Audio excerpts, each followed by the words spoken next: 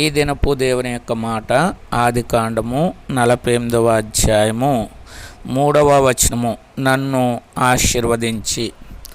ఆశీర్వదించి దేవుడు లోకంలో ఉన్నటువంటి మానవులందరినీ కూడా ఆశీర్వదించాలని ఆశ కలిగినటువంటి వాడుగా ఉన్నాడు. అందుకని లేఖనములో వ్రాయబడిన మాట, ఆశీర్వాదమునకు వారసులు అవ్వడానికే మనము పిలువబడితేమని వ్రాయబడి ఉంది. మనము ఆశీర్వదింపబడాలంటే దేవుని యొక్క పిలుపుకు లోబడి దేవుని యొద్దకు వచ్చేటటువంటి వారంగా ఉండాలి. ఆయన యొద్దకు వచ్చినటువంటి వారిని దేవుడు ఆశీర్వదించేటటువంటి వాడుగా ఉన్నాడు. ఆయన మాట విని మనము దాన్ని శ్రద్ధగా గైకొని అనుసరిస్తే గనక దేవుని యొక్క సంపూర్ణమైన ఆశీర్వాదాన్ని మనం పొందేటటువంటి వారంగా ఉంటాం. ఆ రీతిగానే యాకోబు కూడా ఆశీర్వదింపబడ్డాడు. మనము కూడా ఆ రీతిగా ఆశీర్వదింపబడడానికి దేవుని